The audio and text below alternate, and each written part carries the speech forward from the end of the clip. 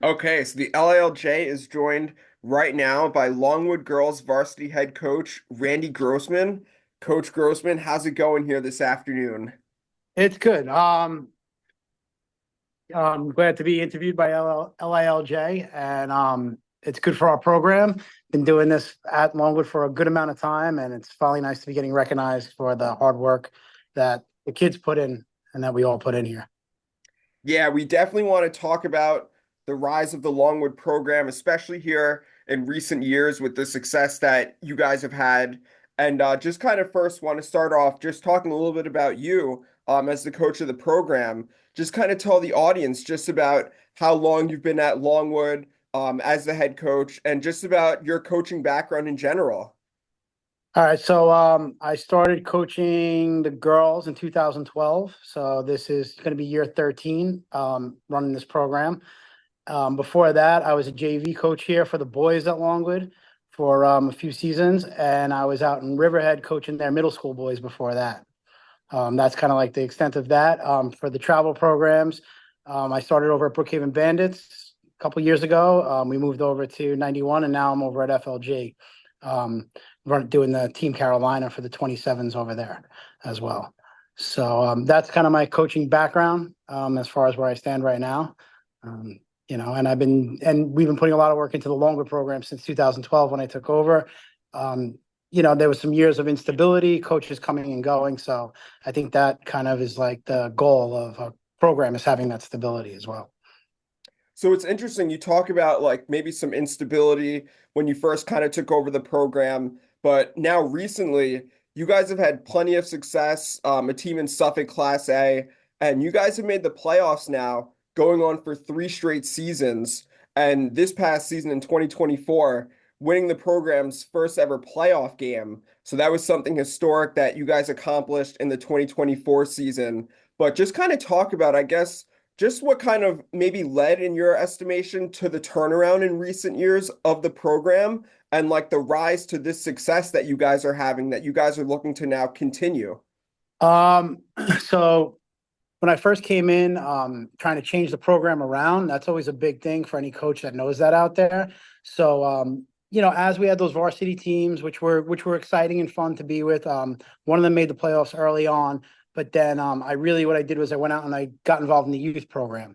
I became the head coach to the 26s and 27s, and I became the assistant coach for the 25s.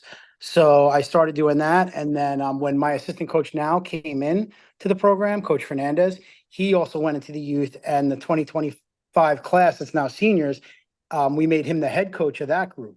So then between us, and then he was helping me with the 26s and 27s. So with the two of us, bringing these kids up throughout the program, and then our other assistant, Arthur Rivera, and my JV coach, Ray Preston, he also was in the youth program. We all were kind of coaching the kids straight throughout. We got the kids and the parents to buy in. And as they got older, that kind of really is what helped lead to the success of that, where they were kind of like they were all bought in, and their parents were bought in full-fledged to having lacrosse families. And that's really what kind of made the big turnaround to now having repeated success year after year. Yeah, it's so interesting because that was actually going to be one of my questions to you, just about your level of involvement in the youth in the Longwood community and just like how important is that in like establishing a foundation and being able to develop players at a younger age as you prepare them to ultimately in the future play for your program at the varsity level. Yeah, that's like a huge thing. So I started coaching it years ago, and then back in 2020, I took over the entire lacrosse program at the Longwood Youth as a member of the community. So I am also since the 2020 year, I've been the youth commissioner. So I also spend time working with all our youth.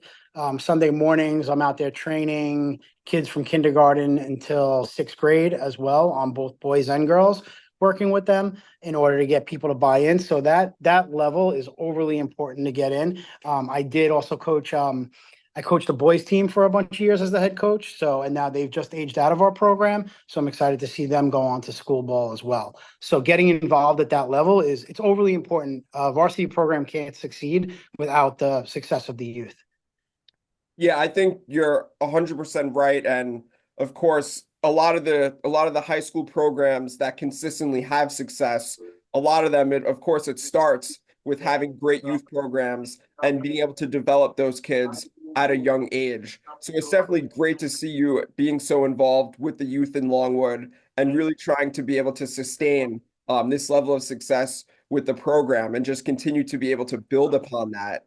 And just kind of like looking ahead now as we get to like the 2025 season coming up in the spring, and you guys will be looking to, I'm sure, not just make the playoffs for a fourth straight year, but take another step forward.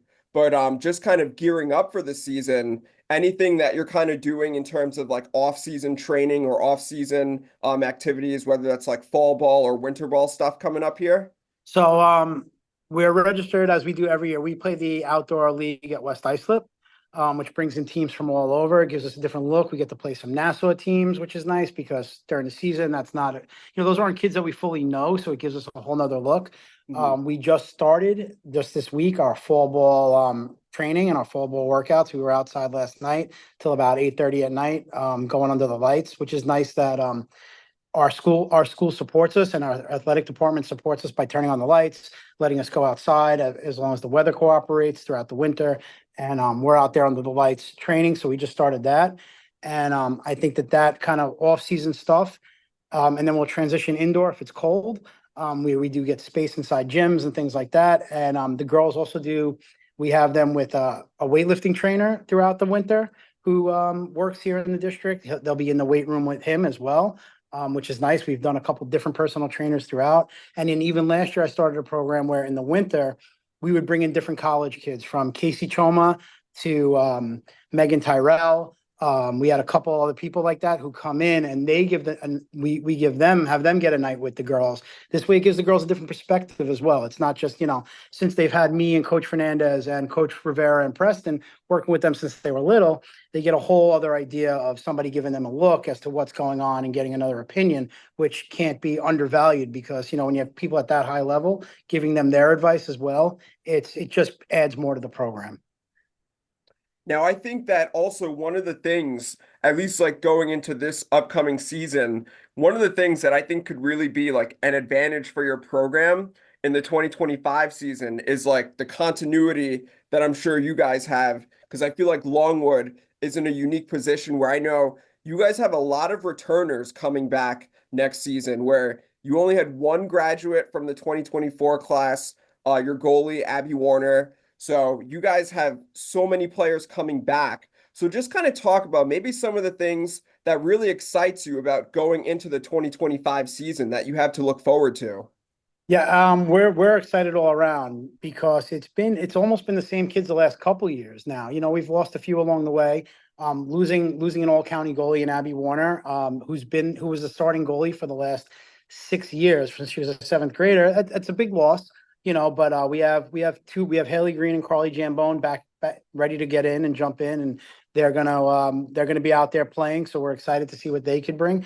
But the fact that we have the whole entire starting lineup coming back, if they could stay healthy, we're loaded with talent on both ends of the ball that I feel like can be just utilized. And now as they're poised and they've already been there, and some of them this is their third. They've already done it 3 times. I think that idea of that pressure as they get to those bigger games is going to really subside with the whole group of them coming back, because we don't have to institute new systems or new anything. It's just kind of like, let's just get back on the field and get up and going with those players, and with those players that we don't really have, like, we're not predicated on a superstar. We have Division I commits, we have the high level Division II commits, but we don't have like that, oh my God, it's got to be that kid. And if that kid gets hurt, we're totally done. We have a team of 11 girls on the field that play the field at all time. And any one of them, our offense is predicated on all 7 offensive players could score at any moment, and that's kind of like the beauty of it as well. And with them playing together for so long, they do look to feed to each other. Nobody wants to be that. They all want to be great, but nobody's looking to be like, I have to be the kid, or I want to succeed more than I want my team to succeed. They all kind of have that camaraderie where they just want to do well, and it could be anybody on any given day. And that makes it more exciting than anything. Well, Coach, we're really looking forward to seeing Longwood in the 2025 season and really hoping that you guys have a ton of success, just kind of picking up where you guys left off and just making it such a memorable 2025 season for the Longwood girls program. And again, just want to thank you for taking some time to take part in this interview for the LILJ, so we can help promote the Longwood girls program. And again, just looking forward to seeing you guys during the 2025 season. It's going to be great. Yeah, I mean, they're looking forward to it. Last night they were on the field. They were stoked. They were out there. They were excited. They were buzzing to be there. Off season, sometimes, kids are like, oh, it's off season, but no, they were ready to get going, and it's only October. So I can't wait to see what this season has for them. Well, Coach, again, just want to thank you for joining me. It's really I, appreciated. I appreciate it a whole lot. And so does the whole Longwood community. We really do appreciate the fact that they're being recognized after all these years. Thanks, Coach. All right.